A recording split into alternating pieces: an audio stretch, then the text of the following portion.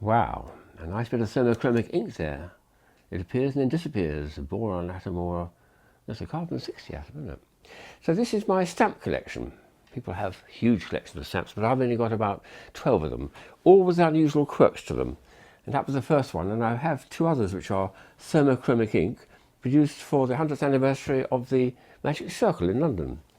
This one here is Magic with Silks, and when I put it on a hot block, this black block here is quite warm now. If you look at the dots in the silk, it almost disappears.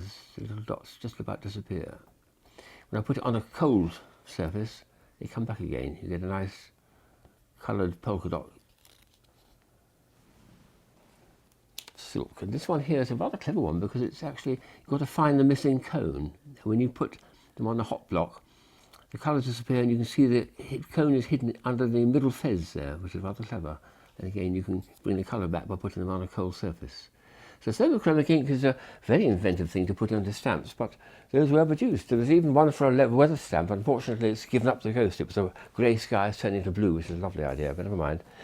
Very often these are celebrations of particular events. In the case of the Magic Circle, they did more than just thermochromic ink. They did three others which I think are very remarkable. One is a very well known one which you get a reversal of colour.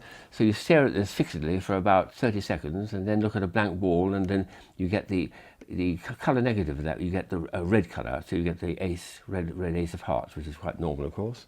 This one you merely bring up to your face very close so your eyes cross over and the rabbit comes over onto the hat, or the hat goes and joins the rabbit, the two merge together. And this one, which originally was quite a blank one, when I rub it with a penny, rather like brass rubbing, you find out whether it's heads or tails. So all these stamps were produced by the Magic Circle for about, I think, 1901 or 1905 it's founded, and this was a centenary one of it. Also, about a centenary, we have the first one I showed comes with three others, which were the 100th year of the foundation of the Nobel Prize, I think 1901, 2001.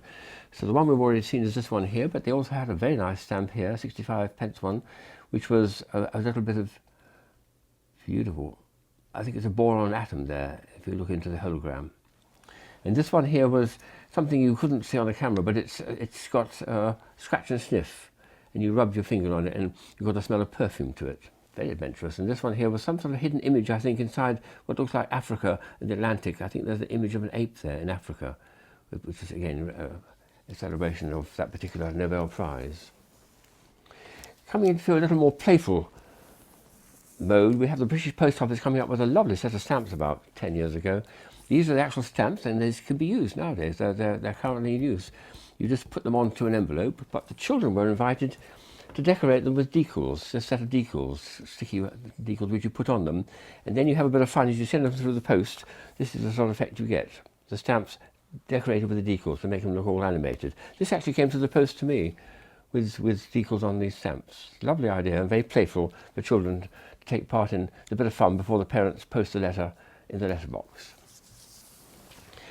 I do occasionally buy stamps which haven't got any quirk to them, but they just have a lot of meaning to me. But I've read all the Harry Potter books, so Harry Potter had to feature a set of stamps which I've kept in my collection. And Ron Fuller, a very good toy friend of mine, was asked to do the design work for 100 years celebrating the circus. And these were circus stamps, but each of them had a wonderful picture of an automata he'd made, very elaborate automata, and they give him credit inside for it. So those didn't have any particular significance outside my own knowledge. But coming back to the ones which are really of universal interest, this was printed in Finland in about the year 2000. There's a set of tangrams, first time it's ever been done. The actual stamps themselves, which you can use on an envelope, would be this one, and this one. They've got €3.50 to each of those as values. The rest of it is decoration, but when you separate the pieces, of course, you can then play tangram games and assemble all those strange creatures which the Chinese invented. Quite a number of my puzzle friends love tangrams, and this is a very adventurous thing to do, to make stamps into a tangram arrangement. One of my friends, when I said I was interested in novelty stamps, sent this to me. It was not actually the stamps themselves, just photocopies, but here's Canada coming up with a very novel one. The same words are repeated over and over again in different densities of print to create the face of some famous Canadian here. And Austria produced a wonderful version of an impossible crate, which appears in many of my optical illusion books. Even St Kitts has something which is a devinet, where hidden between the sea captain's knees, I think, a little ape or something's hidden there, a little creature's hidden. So quite a number of countries do a bit of playfulness with stamps doing very strange effects. One of the best ones I've come across, which is Magic Eye, one of my favourite things. This is produced by the Channel Hours in Britain about 15 years ago. Each of these is a magic eye or random dot stereogram. And this is an enlarged version of one of them. And when you look at that carefully and get your eyes to go parallel, which is a bit of a tricky thing to do, you'll see a very large bird appears in the middle of the features there, brought up in 3 dimensions. So that was a very adventurous thing to do, to make a 3D magic eye image of it. And I think another very strange idea is to have ones which are lenticular. These are butane, which is a little Himalayan kingdom, and each of these is a piece of plastic, and it's got the little ribs on it. It's a telltale sign that we've got lenticulation. It means there's little lenses on it.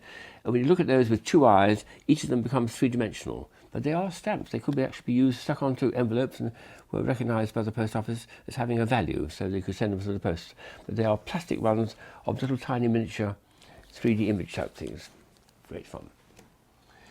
And I think probably my favourite, because it's the most bizarre, is this one here, which a friend of mine gave from Amsterdam. He said this was a genuine stamp produced for Helvetia, that's Switzerland, about the year 2000, 5 Swiss francs.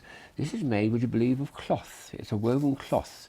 There was a sticky back there, which I could get to, and then you stick it on an envelope. I suppose the actual cancelling frank would be fine enough, unlike the plastic ones, it would actually hold the ink and show it's been cancelled. But to make a stamp out of cloth, what a thing to do. Woven cloth, and very nice as well. Wonderful stuff. So people do buy and do collect stamps. My brother's got a huge collection of stamps, but I just collect the oddity.